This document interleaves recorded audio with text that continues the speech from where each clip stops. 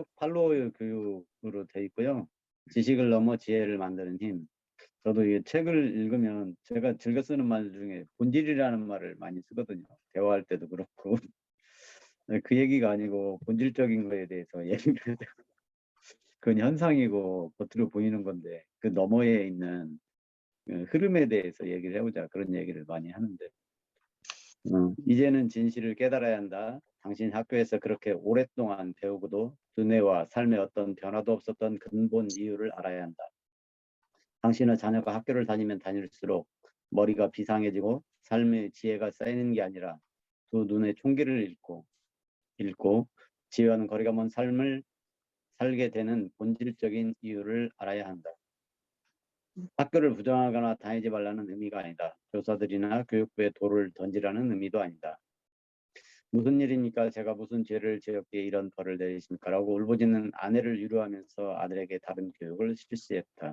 이 카를 비테라는 사람이 나오는데 첫째 아들은 죽고 둘째 아들은 지능이 엄청 떨어졌던가 봐요. 근데 포기하지 않고 태어난 지 15일 된 아들에게 위대한 시인들의 시를 읽어주었다. 2살 때부터는 베르길리우스의 아이네스 같은 고전을 읽어주었고 8살 때부터는 혼자 그리스 로마 고전을 원전으로 읽게 했다. 카를 비테 주니어 두뇌는 위대한 천재들이 집필한 인문 고전을 지속적으로 접하면서 기적처럼 변했다. 그는 고작 9살에 라이프치 대학 입학 자격을 취득했고 13살에 기센 대학에서 철학 박사 학위를, 16살에는 하이델베르크 대학에서 법학 박사 학위를 받았다. 그리고 곧바로 베를린 대학 법학과 교수로 임용됐다. 이후 83살로 세상을 떠날 때까지 카를 비테 주니어는 당대를 대표하는 천재로 칭송받았다. 우리나라의 교육은 외견상으로는 학교 교육과 학원 교육으로 나뉘어 있다. 그러나 실제적으로는 학교 교육 하나다. 학원 교육의 목표가 학교 성적 올리기이기 때문이다. 학교 교육은 프러시아에서 시작됐다는 게 정설이다. 당시 후진국이었던 프러시아는 유럽 열강의 반열에 오르고 싶었다. 그러려면 물불 가리지 않고 전쟁터로 달려가는 군인들과 공장에서 쉴 새 없이 물건을 만들어내는 육체 노동자들이 필요했다. 그 두 가지는 강대국이 되기 위한 필수 조건인 군사력과 경제력의 핵심이었기 때문이다. 직업군인과 공장 노동자를 양산하는 방법을 고민하던 프러시아 지배계층의 눈에 어느 날 국민 대다수를 차지하는 농민 계층의 자녀가 들어왔다. 그들은 농민의 자녀들에게 직업군인과 공장 노동자가 되는 교육을 시키면 문제가 간단히 해결된다는 사실을 깨달았다. 그래서 그들은 학교를 세웠다. 후일 프러시아는 독일 제국에 합병되었다. 독일 제국은 프러시아의 교육제도를 한층 더 발전시켜서 아예 군대식 학교를 세웠고 1, 2차 세계대전을 일으켰다. 영국은 1860년에 의무교육, 즉 공립학교 교육을 법적으로 제도화했다. 영국의 공립학교 교육도 프러시아와 별반 다르지 않았다. 산업혁명으로 인해 숙련된 공장 노동자가 무한정 필요했고 이를 위해서는 농민의 자녀들을 교육하는 방법밖에 없었기 때문이다. 일제는 프러시아, 즉 독일에서 시작된 국민을 밥으로 만드는 학교 제도를 그대로 수입해 당시 식민 통치하에 있던 우리나라에 이식했다. 일제를 패망시킨 미국은 영국의 공립학교 교육제도를 기반으로 한 자국의 공립학교를 교육제도를 우리나라에 도입했다. 쉽게 말해 당신이 받은 학교 교육과 지금 우리나라 10대들이 받고 있는 학교 교육은 직업 교육인과 공장 노동자 양산이 목적이었던 교육 시스템에 뿌리를 두고 있다. 만약 인문 고전을 집필한 위대한 천재들이 우리나라 학교 제도를 보면 뭐라고 말할까? 10중 8구 학생의 두뇌를 죽이는 창조성을 말살하는, 노예를 만드는 국가의 미래를 어둡게 만드는, 하루빨리 개혁해야 할 민족의 운명을 걸고 반드시 새롭게 고쳐야 할 그 무엇이라고 말할 것이다. 이 부분에서 그 이시성 작가의 이렇게 막 그 흥분하는 그걸 좀 느낄 수 있었던 것 같아요. 동양 철학과 서양 철학의 시주라고 할 수 있는 공자와 소크라테스 경우에서 볼 수 있듯이 인문 고전 저자들이 이상적으로 생각하고 실시한 교육은 교사가 학생들에게 일방적으로 지식을 전달하는 교육이 아니라 스승과 제자가 깊은 대화를 통해 지혜와 진리를 터득하고 발견해가는 교육이다. 제가 이제 청소년부 교사를 한 10년 정도 했는데 고3반을 2년인가 3년 했었어요. 그때는 그날 뭐 성경 말씀 들은 거에 아니라 제가 질문하고 애들이 대답하면 그 꼬리를 물고 제가 계속 질문하고 해서, 야, 다음 주에는 이거 가지고 토론할 거니까 이거에 대해서 좀 몇 자 적어와라. 예를 들어서 뭐 지혜라든가 아니면 뭐 부모님과의 관계, 그런 주제들을 주고 다음 주에 오면은 그걸 가지고 계속 이렇게 토론했던. 근데 부모님들이 별로 안 좋아하더라고요. 새로운 두뇌를 갖고 싶다면, 새로운 인생을 살고 싶다면 지금부터라도 하루 또는 일주일에 몇 시간씩 칼을 비태씩 다른 교육을 실천하기 바란다. 위대한 고전을 집필한 인류 스승들과 지속적으로 만나 깊은 정신적 대화를 나누기 바란다. 그렇게 그동안 받았던 프로시아식 교육을 두뇌에서 털어내고 지혜와 진리를 추구하는 진정한 대음무 세계로 들어가기 바란다. 아무리 많은 지식을 축적한다 한들 백과사전은 될 수 있을지언정 천재는 될 수 없다. 천재는 지혜의 영역에 존재하기 때문이다. 백과사전은 몇만 원이면 살 수 있다. 좀 잔인하게 말하면 영재교육을 받는 그 숱한 아이들은 고작 몇만 원짜리 가치밖에 없는 백과사전이 되기 위해 그토록 열심히 공부하고 있다고 할 수 있다. 영재연구소 등에서 실시하는 교육을 폄하하려는 의도를 하는 말이 아니다. 교육 자체만 놓고 본다면 영재연구소 등에서 실시하는 영재교육은 참으로 대단하다고 할 수 있다.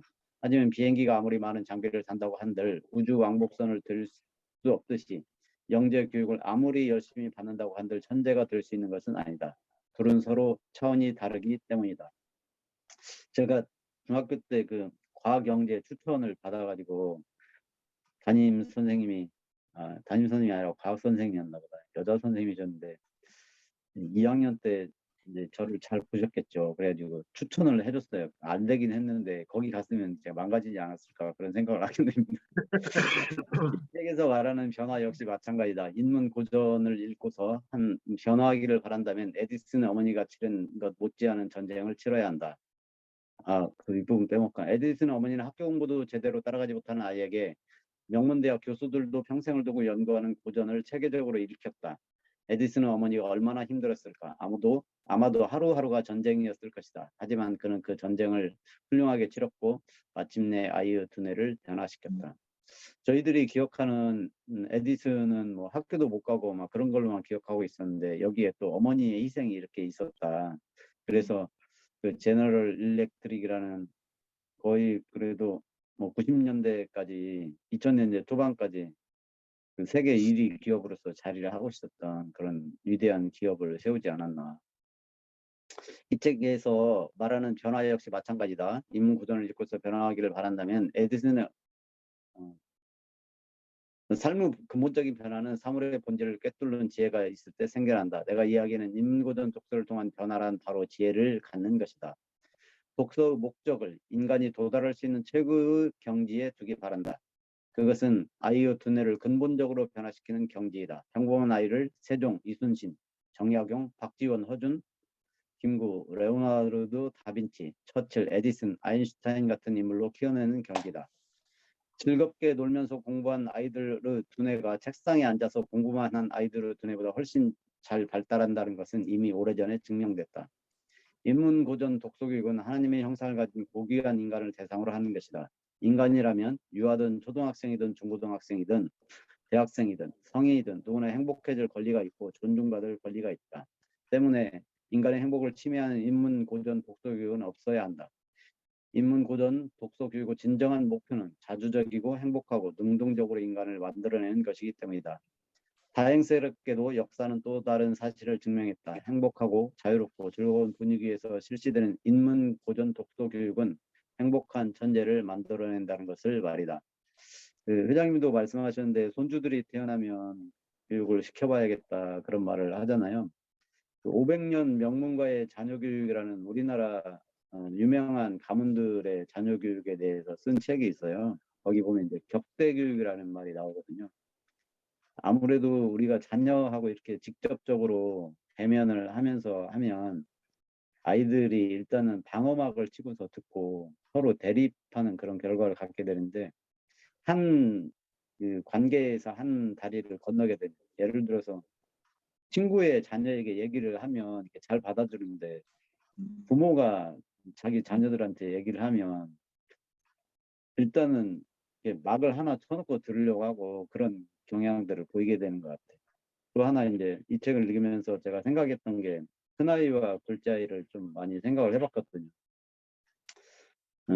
되게 부모들이 처음에 첫 아이를 갖게 되면 기대를 많이 하고 욕심이 앞서서 뭔가를 해보려고 하잖아요. 저희 큰아이 같은 경우도 그 FM이었어요. 초등학교에서 중학교 한 1, 2학년 때까지 그냥 학교 갔다 오면 애들 놀고 있는데 와서 자기는 숙제부터 해놓고 나가면 애들은 다 이제 놀다가 가버리고 또 동생 챙기고 그런 성향이었어요. 근데 둘째 아이는 그냥 뭐 산으로 둘러 다니면서 정신없이 곤충 잡고 뭐 잡고 막 놀고 뭐 하고 싶은 거 있으면 다 하고 공부하고는 담 쌓고 있었죠. 고등학교 지금 이제 졸업했는데 지금도 마찬가지. 근데 그 수용성이 얼마나 능동적인지 이번에 이제 한 달 동안 아르바이트 한 거 가지고 주식 얘기하고 계좌 만들고 그다음에 11조부터 시작하는 우리가 했던 그런 기독교의 그런 재정 원칙 그런 얘기들을 하니까 눈이 바짝바짝해지면서 너 11조 해야지 하니까 그 자리에서 바로 다 하고 그렇게 능동적으로 변하고 저한테 이번에 니체의 인생론을 사달라고 하는 거예요. 그 책 어려운데 읽을 거야? 그랬더니 읽겠대요.